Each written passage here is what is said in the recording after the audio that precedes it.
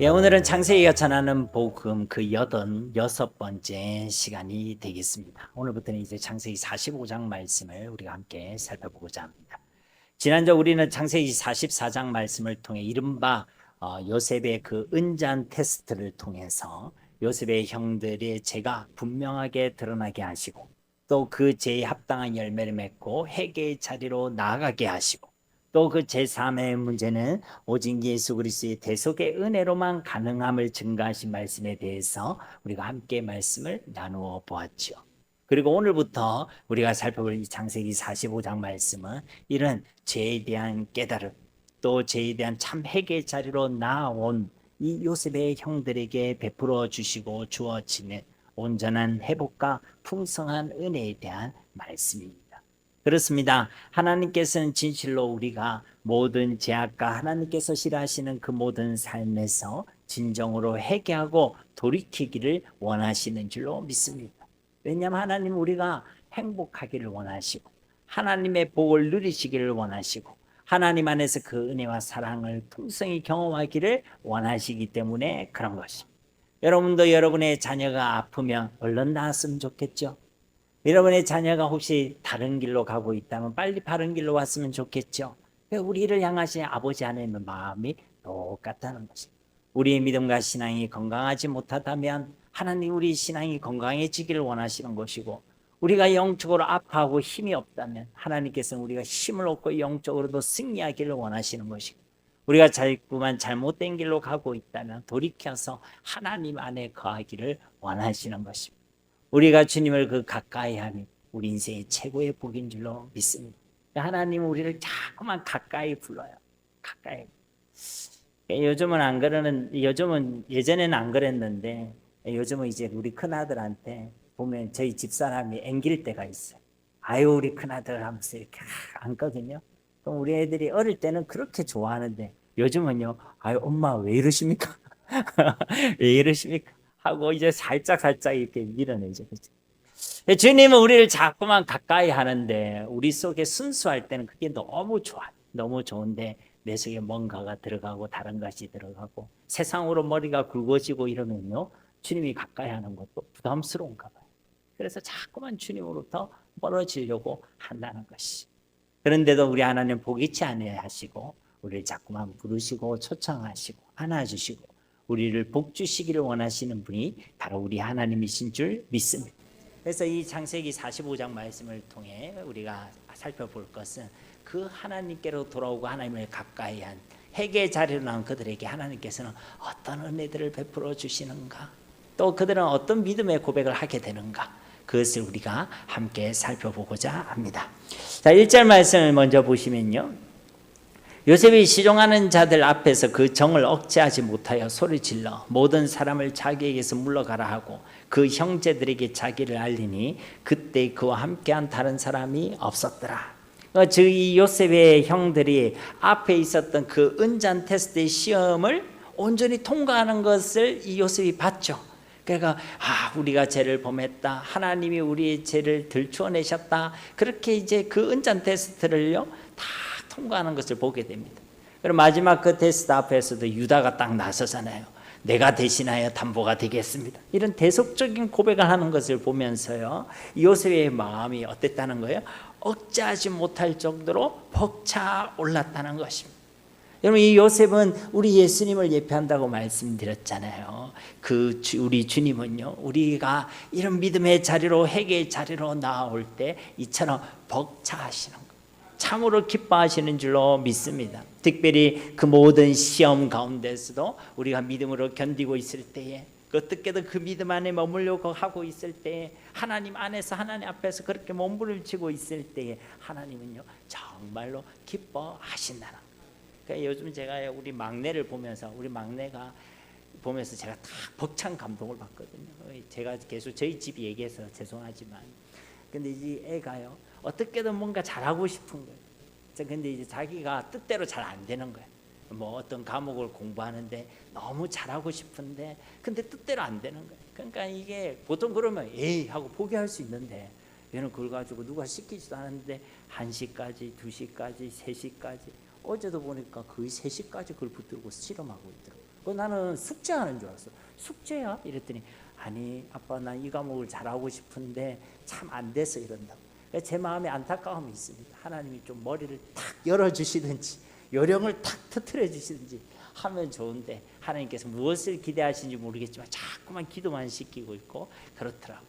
그러니까 하나님께서 우리 가운데 우리의 모습이 온전하지 않더라도 우리가 굳이 말하면 성적표 A+가 아니더라도 하나님 앞에서 그렇게 몸부림치고 하나님 앞에 믿음으로 버티려고 하는 그 모습을 보시면서 하나님의 기쁨을 이기지 못하여 하신다는 것이죠.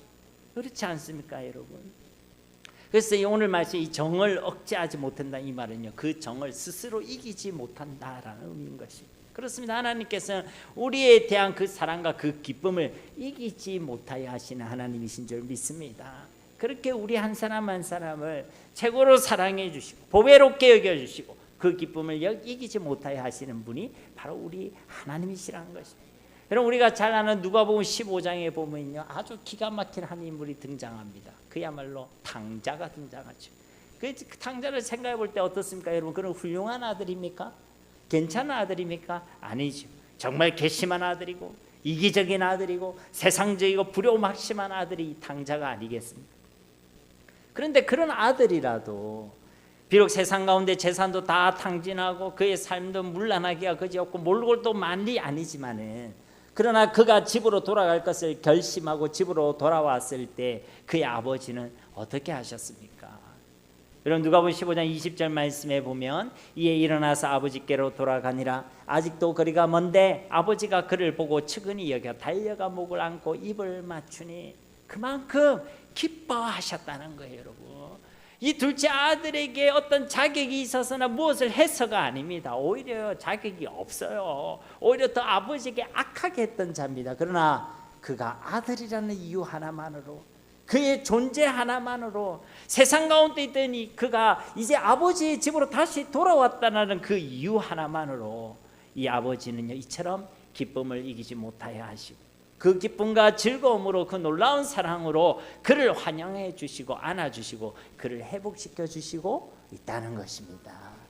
우리를 향하신 하나님의 사랑이 이와 같은 줄로 믿습니다. 그러니까 이 하나님의 사랑을 확신하시고 이 놀라운 은혜와 사랑과 회복케 하심을 경험하는 저와 여러분이 되기를 주님의 이름으로 축복합니다. 그러므로 우리 가운데 하나님께서 싫어하시는 그 무엇이 있다면 사투리로 내버두지 마시고 그것을 십자가 앞에 내려놓으시고 회개하시고 우리 가운데 주어진 어떤 시험과 강야 같은 시간들이 주어졌다면 끝까지 믿음으로 견뎌내고 승리하시기를 바랍니다. 그래서 1절 말씀을 보시면 요셉이 소리를 질렀다라고 말씀하고 있습니다. 이거는요 그냥 큰 소리를 냈다는 게 아니라 아주 크게 외쳤다는 거예요. 그러니까 요셉의 감정이 그만큼 지금 격양되어 있다는 것이고 그만큼 지금 그 정을 이기지 못하여 하고 있다는 것입니다. 그래서 어떻게 하냐면 모든 사람들에게 자기에게서 물러가라 라고 그렇게 소리쳤다는 거예요. 물론 애굽의 총리로서 자신의 위신을 지키기 위해서 그 자리에 있었던 그 애굽 사람들을 다 물리고 있는 것일 수도 있습니다. 근데 여러분 한번 생각해 보세요. 이것은요 요셉의 형들에게만 이 요셉이 할 말이 있기 때문이기도 하고 동시에 이 요셉의 형들의 그 치부와 제약을 덮어주려는 요셉의 의도가 포함되어 있기 때문이기도 한 것입니다. 여러분 그렇지 않습니까? 이제 이 요셉은요 자신의 정체를 밝히려고 합니다. 내가 바로 당신들이 팔았던 그 요셉입니다 라고 밝히려고 해요. 그러면 당연히 뒤에서도 언급되어 있듯이 이 형들이 이 요셉을 노예로 팔아버렸다라는 이야기를 하지 않을 수가 있겠습니까? 하게 되죠. 그 뒤에서 하지 않습니까? 우리가 생각할 때는요 그것이 더 통쾌할 것이라고 생각되어질 수 있습니다. 그래 복수를 하려면 그렇게 해야 되지라고 생각할 수 있다는 것이죠. 그런데 요셉은요 다른 사람들을 다 물리쳤습니다. 아무도 이것을 못 보게 했어요. 그리고 오직 요셉의 형제들만 그 자리에 남겨두었죠. 이것만 봐도 지금까지 이 요셉이 행했던 그 모든 일들은요 요셉의 심술이나 요셉의 뒤끝이나 요셉의 복수가 아니었다는 거예요. 왜냐하면 지금 이 요셉은 그의 형제들의 그 죄와 그 죄악의 추악한 민낯을 지금 들추어내려고 하는 것이 아니라 다른 사람들의 시선으로부터 보호해 주려고 하고 있기 때문에 그렇다는 것입니다. 지금 덮어주려고 하고 있다는 것입니다. 그렇습니다. 사랑의 시작, 그 용서의 첫 단추는요, 이처럼 그 사람의 허물을 덮어주는 것에서 시작되게 되는 줄로 믿습니다. 그러니까 이 지금 요셉과 요셉의 형제들의 관계가 이제 회복되고 있잖아요. 근데 그 시작은요, 요셉의 그 덮어줌에서 시작되게 되었다는 것입니다. 여러분 분명히 기억할 것은 우리가요, 죄를 들추어내고 비판하고 정죄하는 것으로 그 사람이 변화가 되거나 그 사람이 살아나는 것이 결코 아니란 사실을 기억해야 합니다. 물론 그 사람 당사자에게는 그것이 분명히 죄임을 알려줘야 되겠죠. 그래서 요셉이 뒤에서 보면 동일하게 그 형제들이 그것이 죄라는 것을 딱 알려주고 있습니다. 그런데 그것을 들추어내어서 다른 사람들 앞에서 비방하고 그것을 어떤 이야기거리로 삼고 그를 정죄하는 것은요, 그 사람을 살리는 방법이 아니란 것이죠. 사람을 살리고 사람을 변화시키는 것은 들추어냄과 비방과 정죄가 아니라 우리 주님께서 우리에게 하셨듯이 그 허물을 덮어주고 용서해주고 사랑해줄 때에 그 사람이 변화가 되는 것이고 그 사람이 살아나게 되는 줄로 믿습니다. 그러니까 여러분이 그 사람을 살리고 싶다, 여러분의 자녀를 살리고 싶다, 자꾸만 들추어내고 정죄하고 비판하지 마시고 그 사람의 길 위해 기도하시고 덮어주시고 용서해 주시고 사랑하시라는 것입니다. 그러면 그 사람이 변화되고 그 사람이 살아나게 되는 것입니다. 이것이 하나님의 방법이고 저 십자가에서 우리를 대신하여 죽기까지 하신 우리 예수님의 방법인 줄로 믿습니다. 그리고는 이 요셉이 드디어 그 형제들에게 자기를 알렸다라고 말씀하고 있죠. 여기서 알리다라는 이 단어는요, 구약에서 주로 하나님께서 당신을 계시하실 때에 알릴 때에 사용되는 단어입니다. 그러니까 이 요셉이 지금 이 형제의 자신을 드러내는 이 사건은요, 단순히 요셉의 정체만을 드러내고 있는 것이 아니라 일련의 사건들 속에 숨어 있었던 하나님의 그 계획, 하나님의 그 섭리의 전모가 마침내 이 요셉의 형들에게도 분명하게 알려지고 있음을 말씀하고 있는 것입니다. 내가 알고 봤더니 요셉이야, 이거 얘기하려는 것이 아니라 일 속에 감추어두고 숨겨뒀던 그 하나님의 섭리와 하나님의 은혜의 계획을 알리고 있다는 것이죠. 오늘 말씀은 그런 관점으로 보아야 하는 것입니다. 2절 말씀에 요셉이 큰 소리로 우니 애굽 사람에게 들리며 바로의 궁중에 들리더라. 요셉이 어떻게 울고 있대요? 큰 소리로 울고 있대요.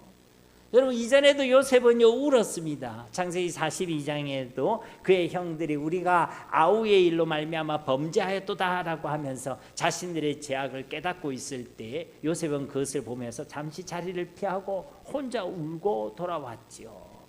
창세기 43장에도 그의 친동생 그 베냐민이 함께 온 것을 보고 또 안방에 들어가서 혼자서 울고 많이 울었나 봐요. 그래서 얼굴에 세수도 하고 그리고 다시 나왔죠. 그런데 여기서 또 울고 있다는 거예요.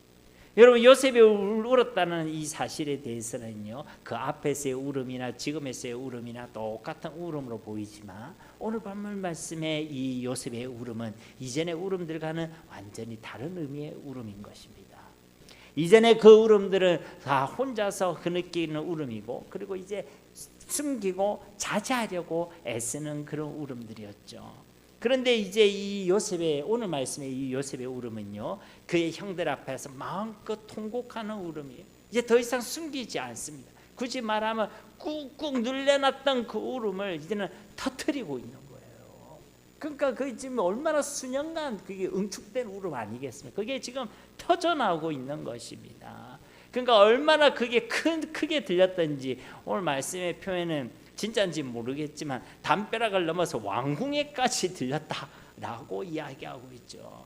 왕궁과의 거리를 제가 안 재봐서 모르겠죠. 여기서 제가 엉엉하고 울고 있는데 저쪽 A동에 있는 병원에 앉아 있는 사람이 제 울음소리를 듣게 되었다, 이렇게 지금 기록하고 있는 거예요.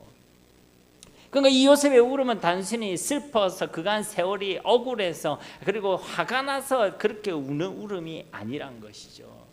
그동안 요셉이 받았던 그 상처들, 그리고 요셉이 눌러놨던 그 마음의 감정들, 그리고 요셉이 그 형들에 가지고 있던 그 부정적인 모든 감정들, 그 모든 것들이요, 이 시간 하나님의 그 은혜 앞에서 다 녹아져 내리고 있는 그런 울음인 것입니다.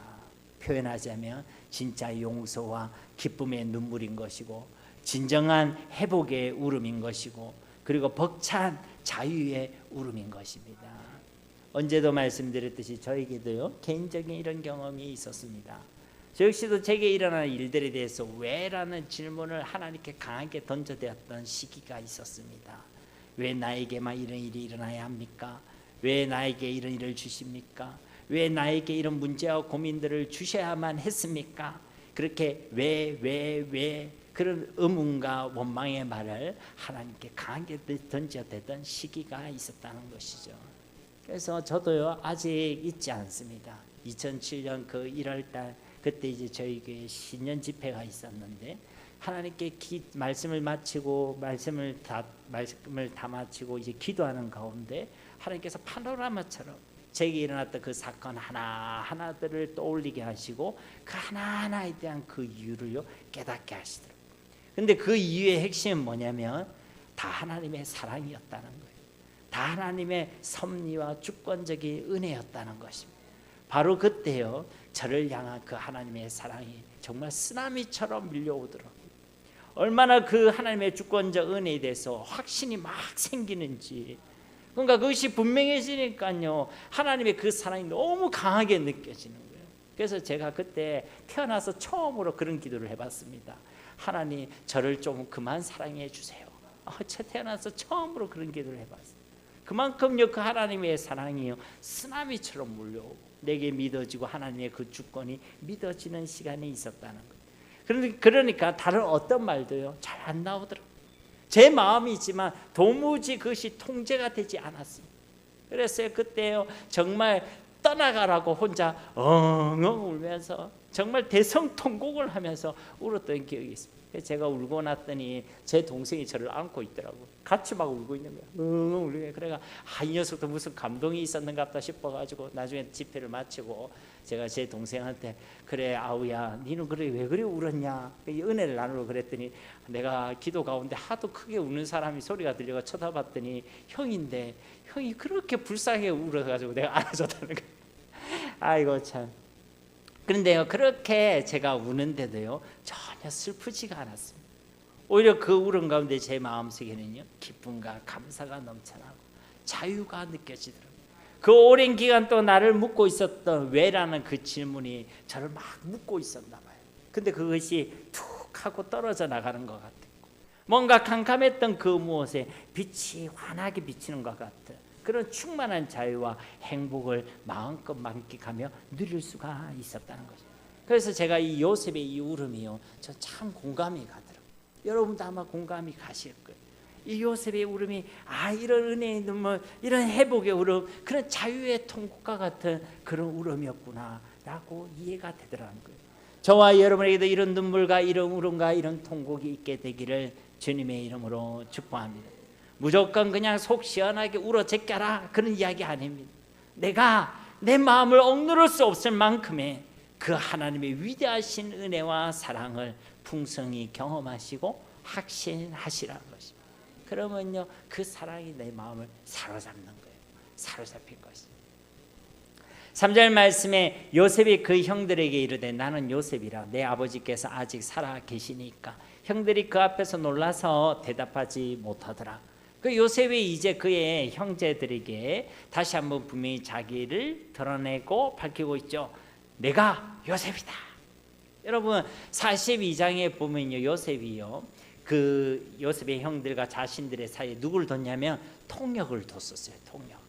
그러니까 그 전까지 요셉은요, 지금 애굽의 말로 이집트어로 지금 이야기를 하고 있었던 거예요. 그래서 실컷 이집트어를 다 이야기하고 있는데 이제 갑자기 뭐라 외쳤더니, 뭐 이 요셉의 형들이 이집트어를 알아들었는지 모르겠지만 막 사람들이 다 빠져나가는 거예요.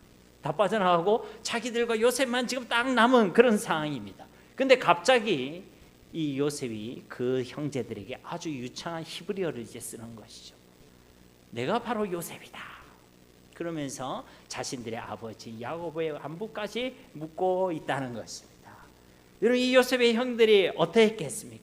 그들의 마음이 어떻게 했겠어요? 오늘 3절 하반절 말씀해 보시면 형들이 그 앞에서 놀라서 대답하지 못하더라. 놀라서 하라니까 이게 좀 감동이 없는데, 이 말은 소스라치게 놀랐다는 거예요. 공포에 질렸다는 거예요. 우리나라 한자를 쓰자면 혼비백산했다, 그렇게 표현할 수 있는 거죠. 그러니까 정신을 잃어버릴 만큼 지금 극도로 놀라고 두려워하고 공포에 사로잡혀 있음을 의미하고 있는 것입니다. 이들이 왜 그렇게 혼비백산하면서 놀라면서 두려워했겠습니까? 단순히 죽은 줄만 알았던 요셉이 살아 있어서가 아닙니다.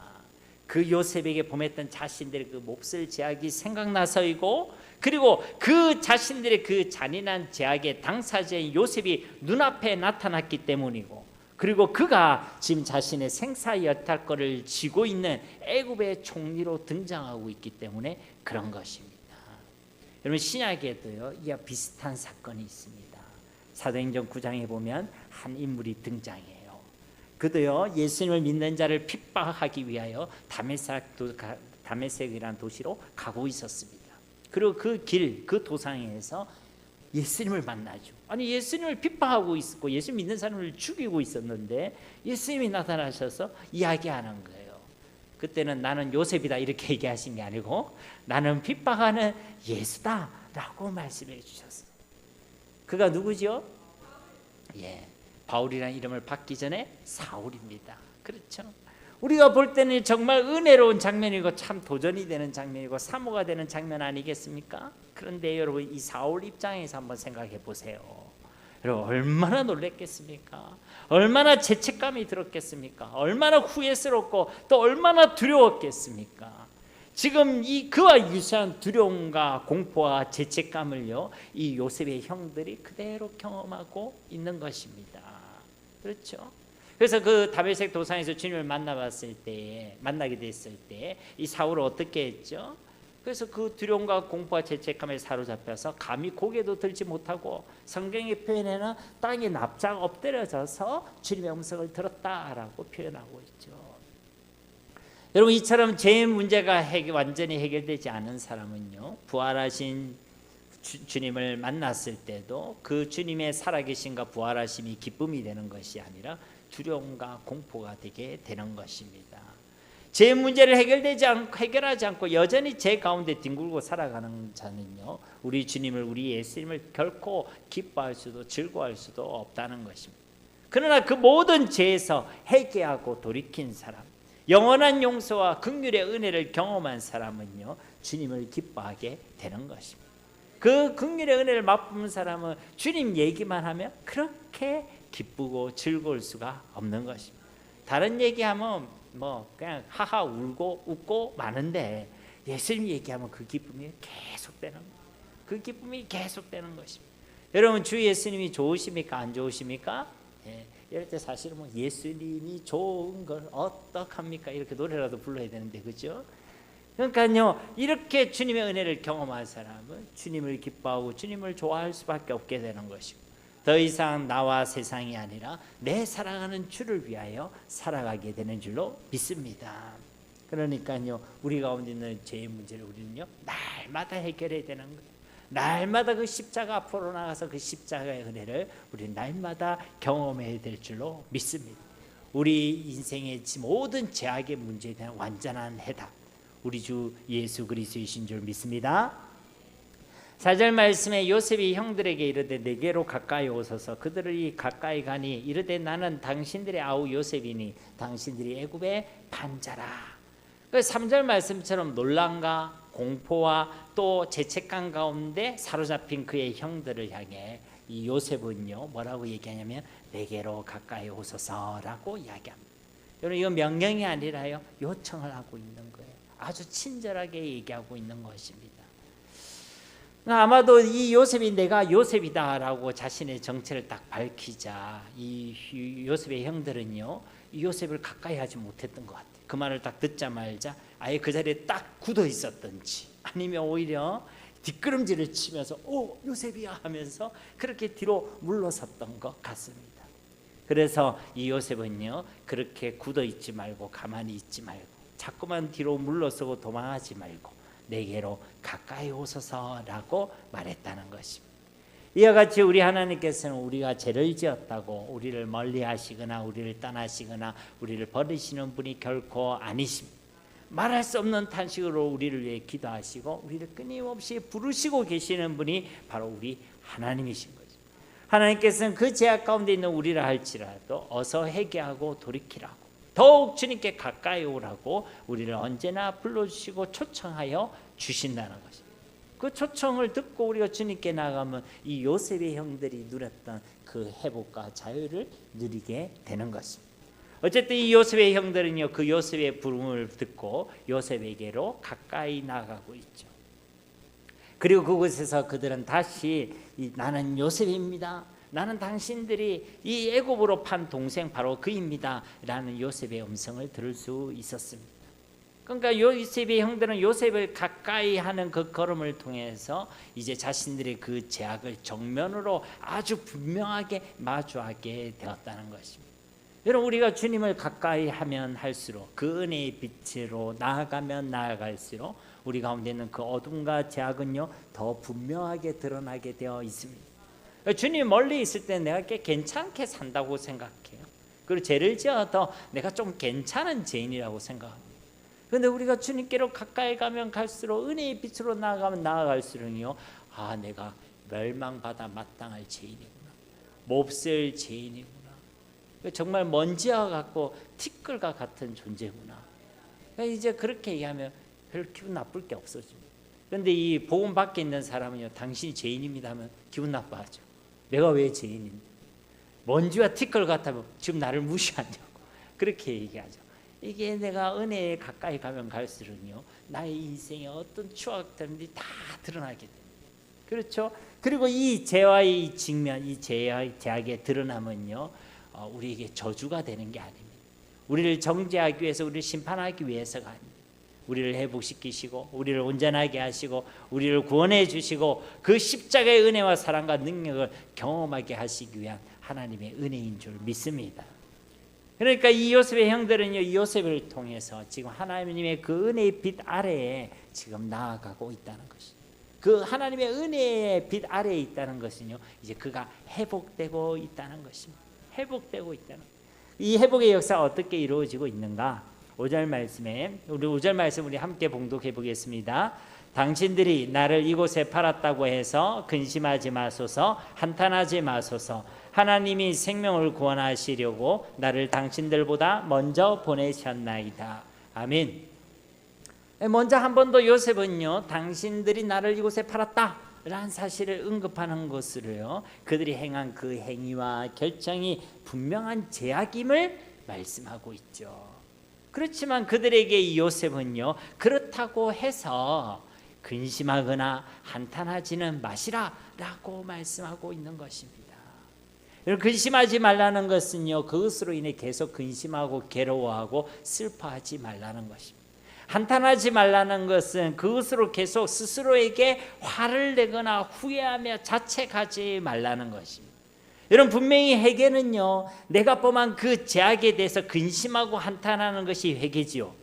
그 죄악에 대해서 내가 근심하고 슬퍼하고 괴로워하고 그리고 후회하고 그 죄에 대해서 분노하고 그 죄를 미워하는 것, 그런 근심과 한탄하는 마음으로, 애통하는 마음으로 주님께 나와서 그것이 죄임을 자복하고 하나님의 용서와 긍휼을 구하는 것이 바로 회개라는 거예요.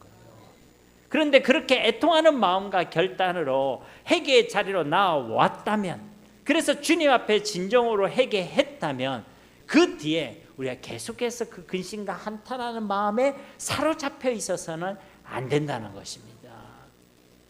여러분, 회개해놓고 또 그 죄에 사로잡힌다는 것은요, 우리가 믿음으로 이 회개의 기도를 드린 것이 아닙니다. 여러분, 우리 회개를 할 때는요, 주님의 그 무한하신 사랑을 믿고 기도하는 거예요. 하나님의 그 영원한 용서, 그 십자가의 은혜와 긍휼과 복음의 능력을 믿고 하나님 앞에 우리가 회개의 자리로 나아가는 것입니다. 그런 믿음으로, 애통하는 마음으로 우리의 죄를 정말 자복하고 회개하고 하나님의 은혜와 긍휼을 구했다면 그 회개의 시간을 통해 우리는 자유를 누려야 될 줄로 믿습니다. 여러분, 성격이 뻔뻔해져라 그런 이야기가 아닙니다. 믿음이요 우리를 자유하게 만든다는 거예요. 그래서 담대히 주님 앞에 나아가게 하죠. 기쁨과 감사함으로 주님께로 나아가게 만드신다는 것입니다.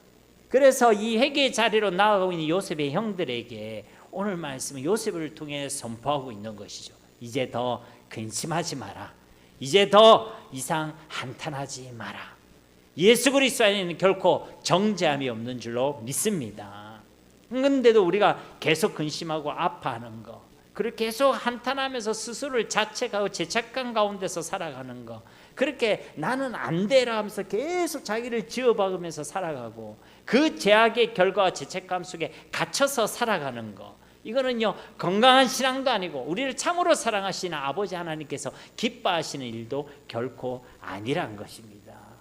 그래서요 오늘 요셉을 때 우리에게 말씀하시는 거예요. 이제 더 이상 근심하지 마라, 한탄하지 마라, 자유하라 라고 말씀해 주고 계시는 것입니다. 복음 안에서 자유를 누리시기를 주님의 이름으로 축복합니다. 주의 보혈은요 능력이 있습니다. 뭐 어줍지 않게 우리 죄를 조금 용서해 놓고 조금 뭐 이렇게 남겨두고 하시는 게 아닙니다. 한 번이 아니기 때문에 두 번, 세 번, 네 번 꼭 우리가 수없이 빨래를 하듯이 그렇게 해야지 지워지는 죄가 아니란 거예요. 보혈에는 능력이 있는 거예요. 십자가의 복음에는 능력이 있습니다. 우리의 어떤 죄악과 어떤 실패도 그 예수 그리스도의 보혈과 복음 앞에서 다 용서함을 받고 그리고 영원한 용서의 은혜를 누리게 하시는 줄 믿습니다. 5절 하반절 말씀도 보시면 하나님이 생명을 구원하시려고 나를 당신들보다 먼저 보내셨나이다. 그러니까 이 요셉이 그의 형들에게 근심하지 말라, 한탄하지 말라라고 이야기했잖아요, 그죠? 근데 그 이유에 대해서 이와 같이 말씀하고 있는 거예요. 그 이유가 뭐라는 것입니까? 분명히 이 요셉의 형들은 요셉을 노예로 팔았습니다. 그래, 그것이 죄고 당신들이 죄를 범하긴 했지만 하나님께서는 그것을 통해서도 이 요셉과 그의 가족의 생명을 구원하시기 위한 은혜의 통로로 들어 사용하여 주셨다는 것입니다. 그러니까 단순히 이 요셉의 형들이 요셉을 판 것이 아니란 것이죠. 하나님께서 그의 주권 속에서 이 요셉을 애굽으로 보내셨다, 파송하셨다라고 말하고 있는 것입니다. 그러니 근심하지 말라는 거예요. 그러니 계속 한탄하지 말라는 것입니다. 그렇습니다. 사랑하는 성도님 여러분, 인간은요 죄를 지으면 항상 그 죄에 사로잡히게 되어 있습니다.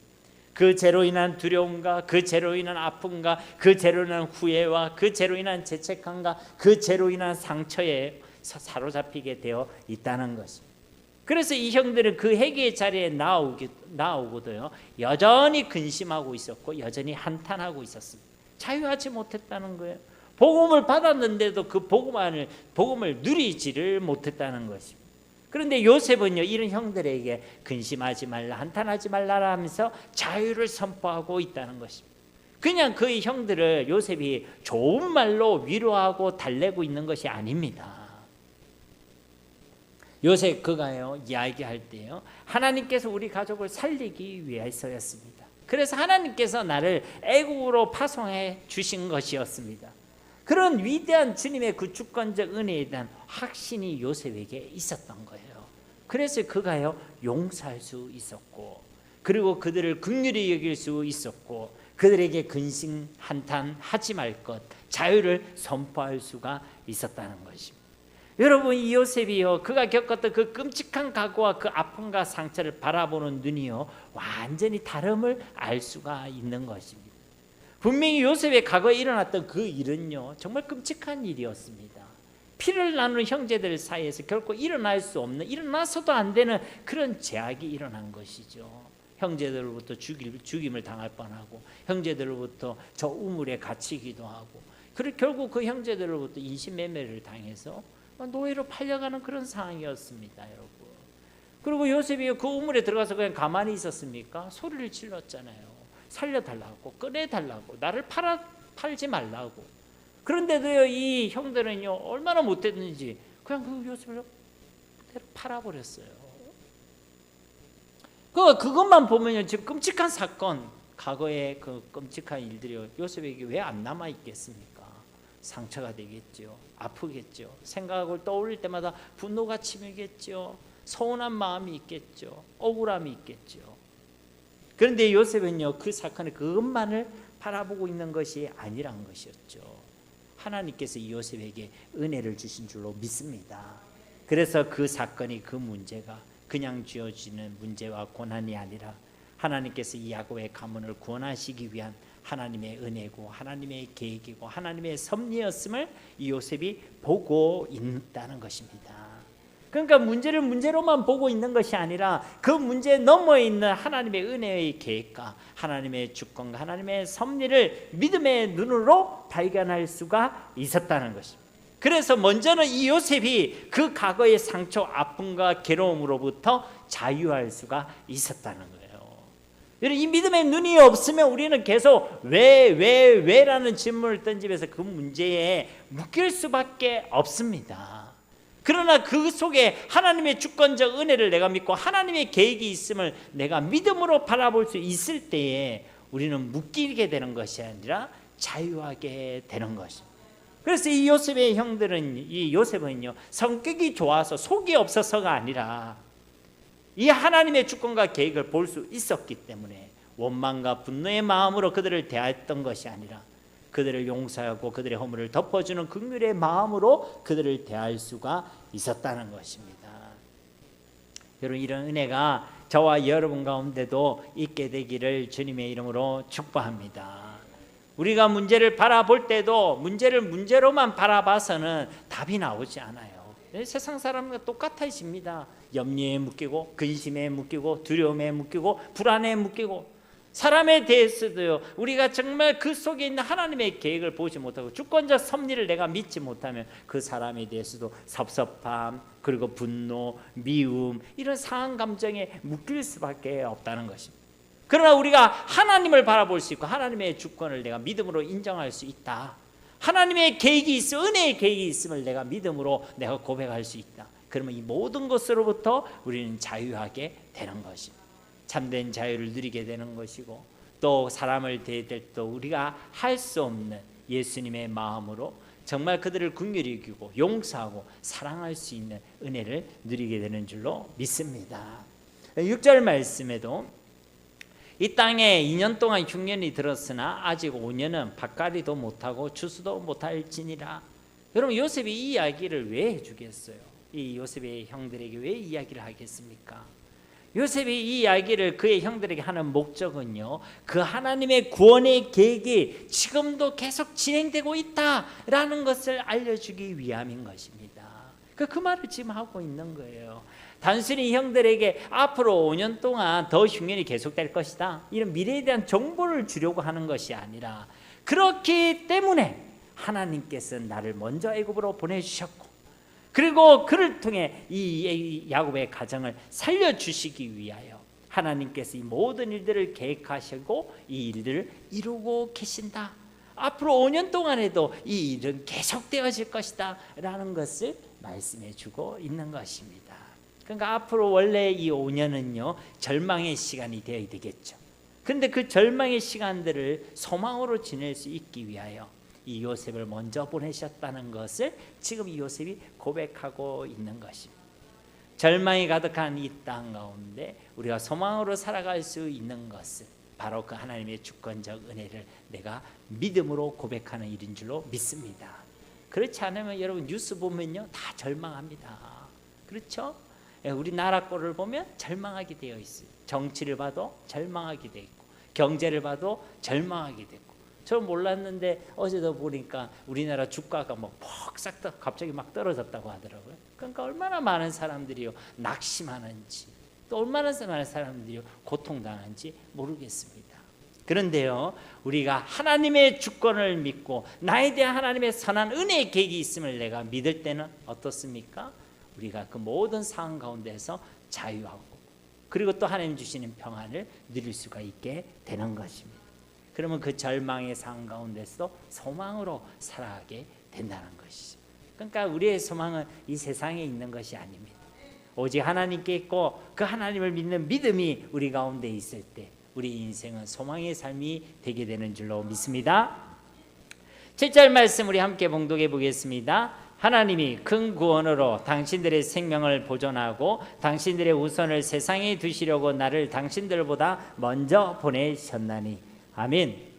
그러니까 이 모든 일들은요, 그 형들의 그 죄악과 요셉이 받았던 그 상처와 괴로움과 고난까지 다 모두 다 하나님께서 베풀어 주신 큰 구원의 계획이었고 또 은혜의 섭리였다는 것입니다. 먼저는 이 야곱을 비롯한 이 요셉의 가문, 야곱의 가문을 생명을 보존하기 위함이었고, 또 다음으로는 우리의 후손들을 세상에 두시려고 하시는 하나님의 계획하심이었다라고 고백하고 있는 것입니다. 그러니까 요셉에게 이런 일들이 일어나게 된 것, 야곱의 가문에 이런 일들이 일어나게 된 것이 단순히 야곱의 가문 한 가문을, 한 가정을 구원하시기만은 아니었다는 거예요. 특별히 구약에서 그리고 창세기에서 자손이라는 단어, 후손이라는 단어, 땅이라는 표현이 나오면 무엇을 가장 먼저 떠올리라고 말씀했습니까? 네, 그렇죠. 예수 그리스도를 통한 하나님의 나라에 대한 언약으로 우리가 해석해야 된다라고 말씀드렸죠. 그러니까 국민, 주권, 영토, 나라의 3요소 아닙니까? 그죠? 주권은 하나님께 있는 것이고, 그리고 후손에 대한 자손, 백성에 대한 말씀이 나오고, 땅에 대한 말이 나오면 항상 나라를 먼저 떠올려요. 그 나라는 장차 오실 예수 그리스도를 통해 이루어질 하나님의 나라에 대한 언약이란 거예요. 그러니까 이 요셉이 일어나는 이 일련의 일들을 통해서 결국 하나님께서는 무엇을 지켜가시는 것입니까? 이 가문을 통해 장차 오실 메시아, 이 그리스도의 언약, 이 복음을 위해서 하나님께서는 요셉을 먼저 보내셨다라고 말씀하고 있다는 것입니다. 그렇습니다. 사랑하는 성도 여러분, 우리에게 고난의 시간이 주어지는 이유는요, 먼저는 나를 살리기 위해서고 나의 가정을 살리기 위해서고, 둘째는 다 바로 이 일을 통하여 하나님의 말씀이 성취되고 다른 영혼을 살리고 하나님의 나라를 세워가기 위함인 줄로 믿습니다. 하나님께서는 내게 임한 그 고난의 시간들이 내 개인으로 끝나는 것이 아니란 것이, 하나님의 계획은 내 개인에게만 머물러 있는 것이 아닙니다. 그 고난의 시간을 통해서 나를 살리셨다면 나를 통하여 또 다른 영혼을 살리고, 그렇게 하나님의 말씀이 이 땅 가운데 온전히 이루어지는 것이 하나님의 계획이란 것이죠. 그러니까 그냥 아무 이유 없이 주어지는 고난의 시간이라는 것은 결코 없다는 것입니다.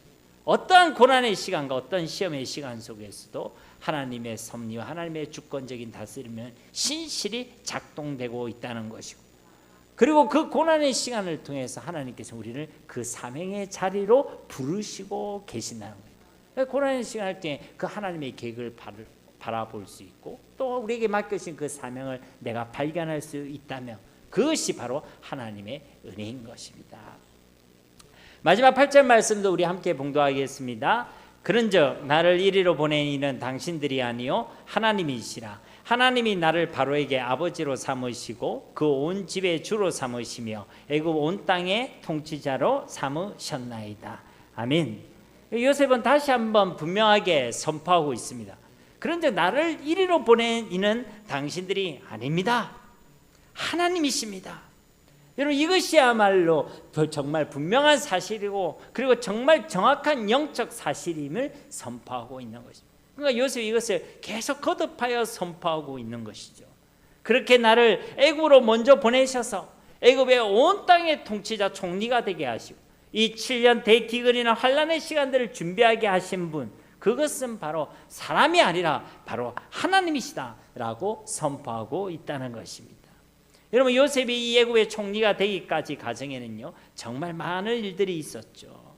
사람의 개입들이 있어 보입니다. 형들이 자신을 배신하고 자신을 팔아버렸고, 또 보디발의 아내는 자신에게 억울한 누명을 씌워서 자신이 감옥에 갇히게 만들었고, 그곳에서 만났던 술 맡은 간원장은 은혜를 받고 나서는 오리발을 내밀어 버렸고, 그러니까요, 이 모든 과정 속에 사람이 개입되어 있는 것 같지만 오늘 이 8절 말씀에 그 어디에도 인간이 했다라는 표현이 없다는 거예요.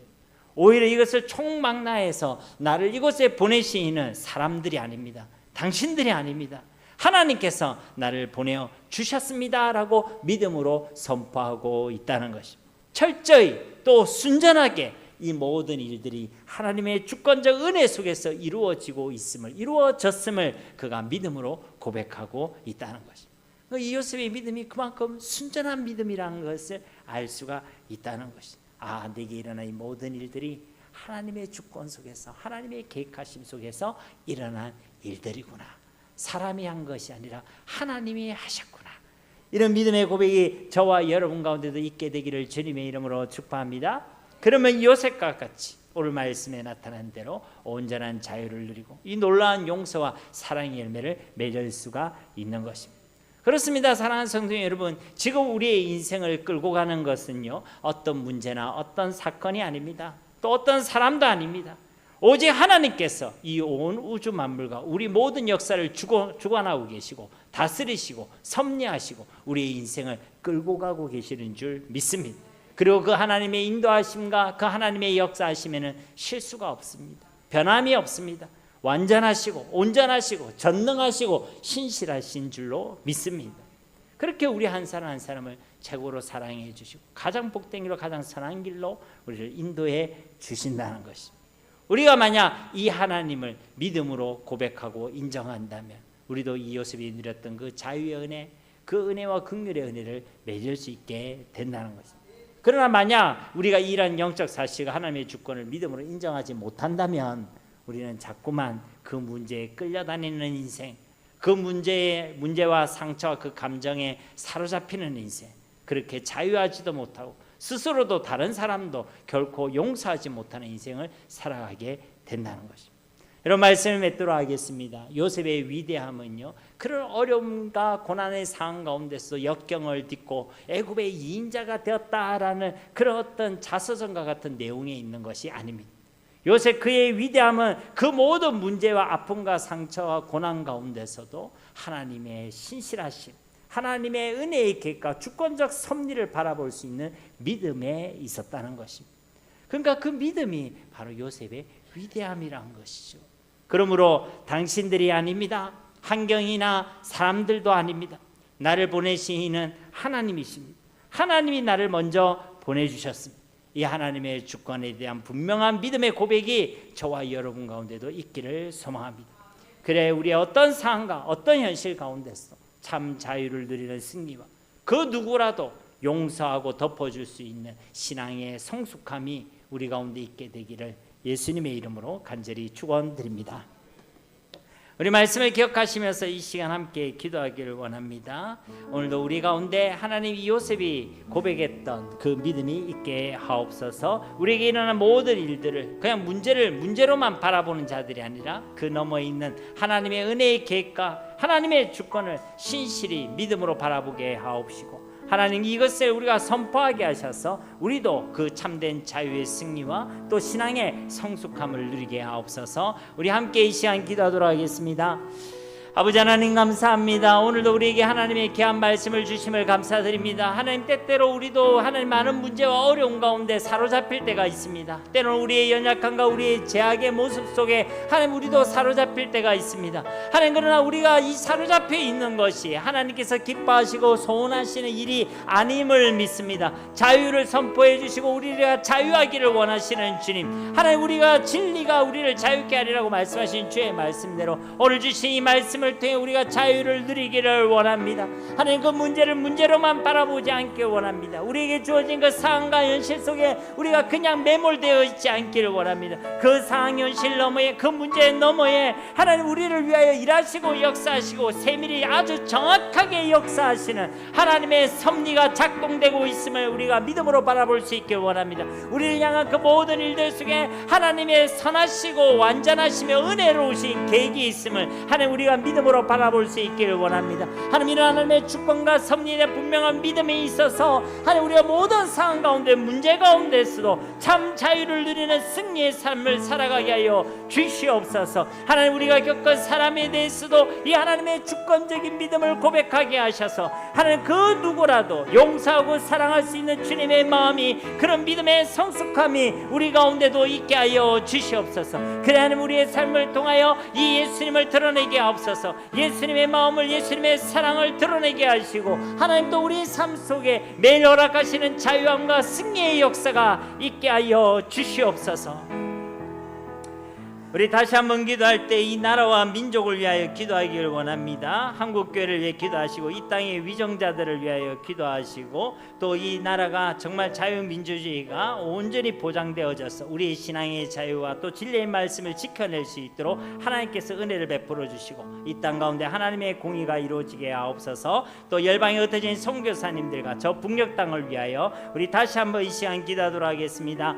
아버지 하나님 감사합니다. 우리를 참으로 사랑하시는 아버지 하나님, 우리가 살아가는 이 대한민국을 위하여 기도합니다. 주님, 이 땅에 하나님의 공의가 온전히 이루어지길 원합니다. 이 땅의 소망은 예수 그리스도의 복음밖에 없는데 하나님의 귀한 교회가 하나님이 맡겨주신 복음의 사명, 기도의 사명을 온전히 감당하게 하옵소서. 진리의 말씀을 기준으로 이 시대를 분별하게 하시고 하나님의 말씀을 생명으로 지켜내게 하시며 하나님, 시대가 어지럽고 혼란하고 어려울수록 우리가 더더욱 이 복음의 사명을 힘써 감당하게 하시어서 교회가 세워진 곳곳마다 이 예수 그리스도의 복음이 더욱 힘있게 증거되어지게 하옵소서. 회개의 역사, 구원의 역사, 성경의 역사가 하나님 이 대한민국 가운데 가득히 충만히 일어나게 하여 주시옵소서. 하나님, 이 나라가 하나님을 마음껏 예배하며 진리의 말씀을 진리로 선포할 수 있는 자유 대한민국이 되어지길 원합니다. 이를 방해하고 무너뜨리는 악한 사탄의 권세가 예수 그리스도 앞에 무너지며 떠나가게 하시고 하나님, 근본 이 두 선거와 관련하여 하나님 백성의 참정권이 위협당한 이 시대 가운데 하나님의 기본권이 보장되고 자유가 보장되어지는 하나님의 나라가 이 땅 가운데 온전히 이루어지게 하여 주시옵소서. 하나님, 우리가 깨어있게 하시고 이 땅의 위정자들이 하나님을 두려워하게 하시며 하나님, 이 땅 정치, 경제, 문화, 교육, 사회 모든 영역 속에 속히 하나님의 나라가 임하게 하여 주시옵소서. 하나님, 열방에 흩어진 선교사님들 오늘도 그들의 사역과 걸음 가운데 주께서 성령으로 역사하시고 함께 하셔서 저들을 통하여 이 천국 복음이 땅끝까지 증거되게 하여 주시옵소서. 하나님, 귀한 사명 감당함에 조금도 부족함이 없도록 하나님께서 모든 것을 다하시고 공급하시며 함께 하여 주시옵소서. 하나님, 저들의 생명과 안전과 건강을 지켜보아 주시고 저들의 가정을 주의 성령으로 위로하시며 은혜 베풀어 주시고 하나님, 저들을 통하여 하나님께서 기뻐하시는 구원의 역사가 하나님 매일의 삶 가운데 일어나게 하여 주시옵소서. 얼어붙은 동토와 같은 저 북녘 땅에도 그리스도의 계절이 오기를 원합니다. 주님께서 뿌려 두시고 하나님께서 심겨 두신 그 예수 생명의 씨앗들이 하나님 더욱더 결실되어지며 아름답게 열매 맺기를 원합니다. 악한 군사를 깎은 정권이 예수 이름 앞에 무너지게 하시고 저 땅 가운데도 하나님 역사하시는 부흥의 역사들이 일어나게 하여 주시옵소서. 하나님께서 저 땅 가운데도 주님을 마음껏 예배하며 찬양하는 하나님을 경외하는 소리를 허락하여 주시옵소서.